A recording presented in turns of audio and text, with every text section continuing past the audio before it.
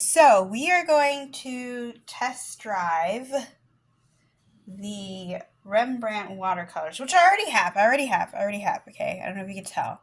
I put this in my sketchbook because this is the sketchbook that I take on my plein air, and I want to see how the Rembrandt watercolors handle, and I want to have an easy reference of it. And so this is it. This is how sometimes I swatch my watercolors. So I did a wet and dry, and I split the colors. These are my warm colors, and these are my cool colors. And generally, what I do is you look at the color wheel and you say, like, does this lean to the cool side of things, or does this lean more on the warm side of things? And um, think of like warm colors like fire, hot, heat. Those are tend to be our yellows and reds and oranges. And our cool colors, think of like uh, the fresh dew on the grass at the first thing in the morning. It's nice and cool. A nice ice cold water, some ice, the blues, our blue violets, our greens. Those are going to be your cool colors. Technically, it's all subjective. There's debatable things on there, like Azo Yellow. Some people say that's cool and warm. But I was looking at this Azo Yellow Deep, and it looks like it tends more to have of some red warmness to it. So if I compared to these two, I would say this would be more of a cooler yellow, and this would be more of a warm yellow. This will help with mixing and things here. This mess here is my wet on wet.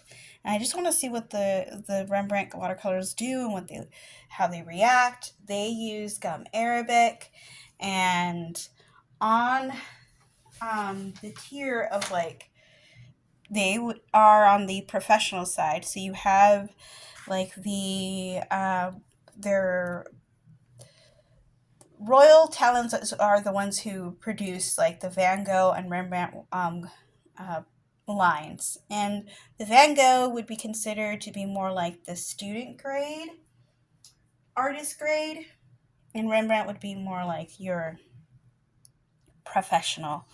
And they're not as readily available here in the States. The Rembrandt is so they one because they're made in Holland, so they're a little bit more expensive for someone in the States to to acquire. Now the Van Gogh, since it's a student artist line, they're very popular here in the States. I think they sell them at Michael's, and a lot of people like them. But I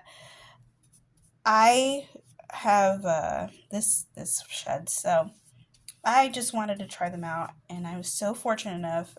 Alchemy sent me some. Otherwise, I could not afford these. So she sent me some to try out.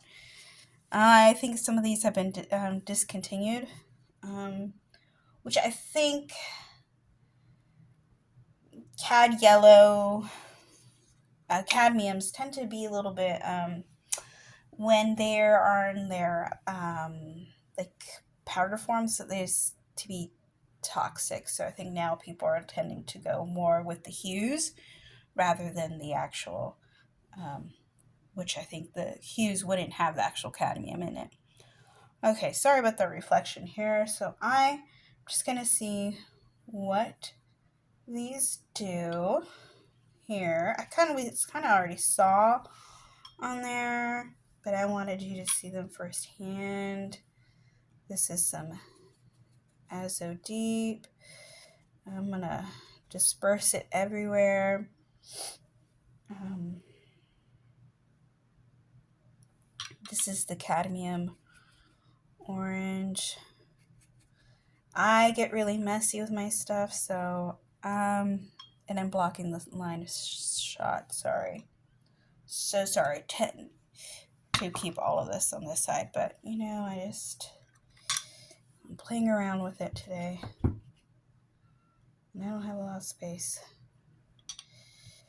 I'll let you do what you gotta do. I am going to use the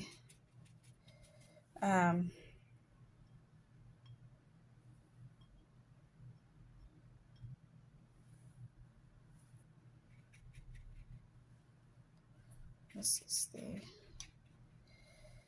Azo Light.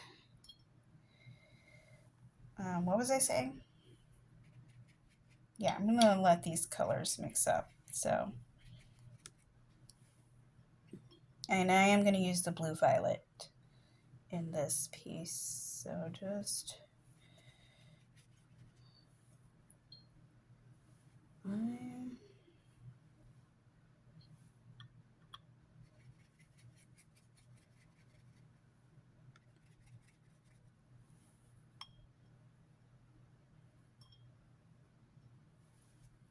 such a pretty colors, all of these.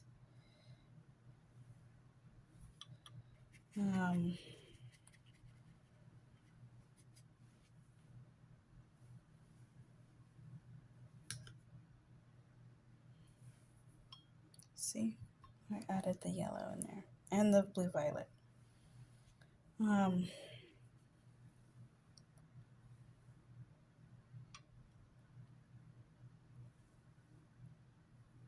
gonna add some more of this Azo Yellow Deep in there, in here.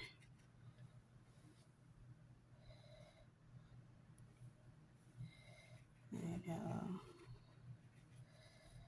Let's just two.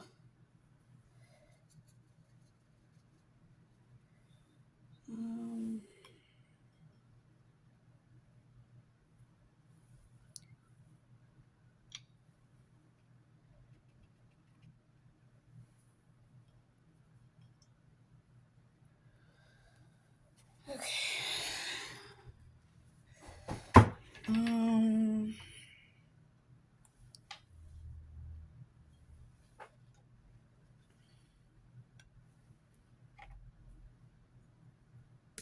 Okay, now I know I'm going like here from here. I wouldn't, that's not good practice. I would probably put all this on this side, but I just don't have enough space right now on that side. There's a stack of books there. It's looking like Studio Ghibli in this thing. So I'm going to add, this is the blue violet and permanent blue violet. And I just want this to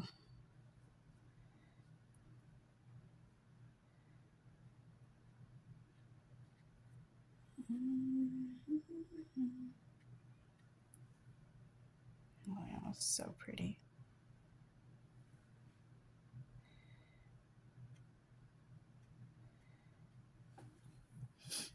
I haven't been doing the world watercolor prompts. I've just been trying to get better from the flu. That was my goal.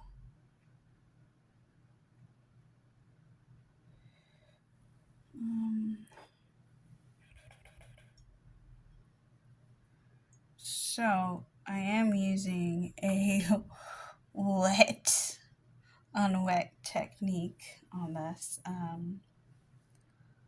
Just to see how these move around.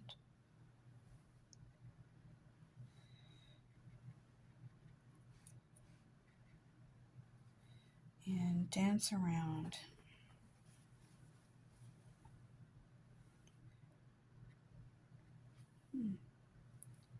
This is dry. I'm using Arches watercolor paper and it is starting to buckle. Interesting. Oof.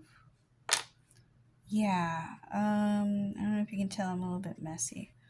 Okay, so I'm gonna let this dry and I'll be right back. Okay, this is Mostly dry. Okay. Yay. I'm going to take this blackliner brush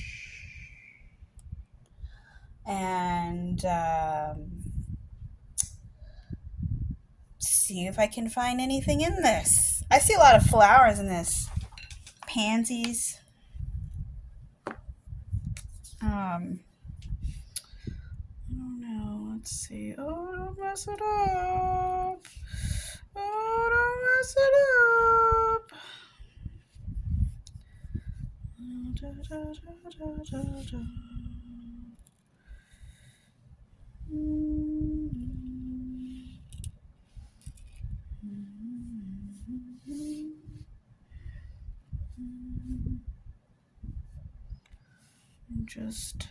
Just go with it.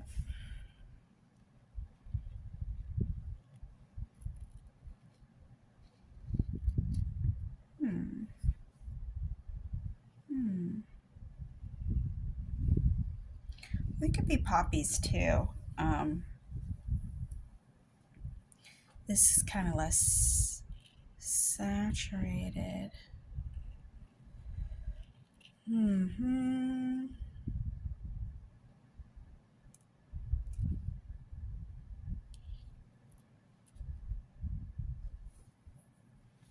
Oh, this is really pretty here.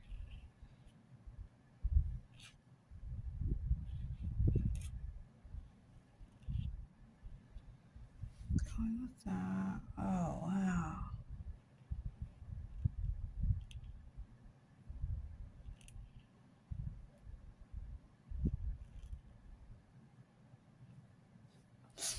Just going with that one like that.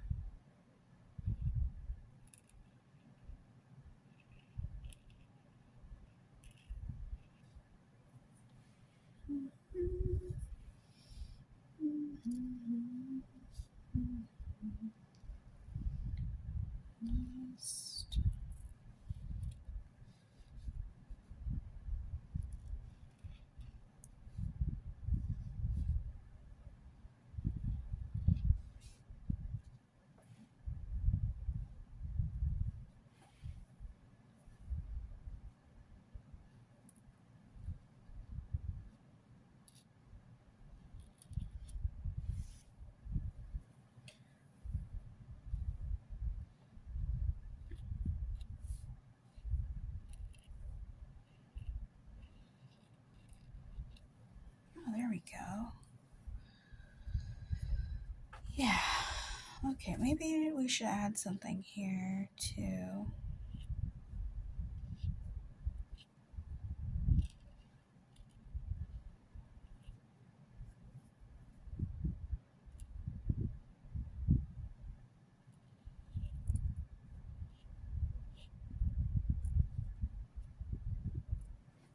Yeah, that's it. That is my Rembrandt watercolors. I really like these. I like the color dispersion in this. I like being loosey-goosey with this and less reserved. I use Arches watercolor paper on this. I really like these Rembrandt watercolors. I would suggest, yeah, add them to your palette. These are the half pans.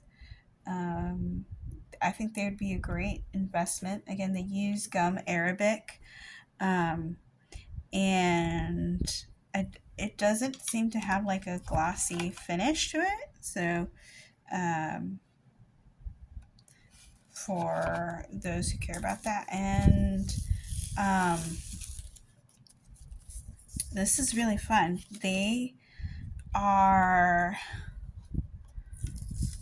so pretty, and they're just hard to come by here in the States. Now, I would highly recommend these. Look how pretty those are. This would be a great investment. this is what they look like in my sketchbook here. It's still drying. Just the Cadmium Yellow Deep, the Azo Yellow Deep, the Cadmium Red Medium, Orange Permanent, Cool Permanent Red, Permanent Red Light, Azo Yellow Light, and the Permanent Blue Violet. It was just so fun to work with. And I'm so glad that I got to use these. Thank you again so much to Art Alchemy for sharing these with me. This is so much fun.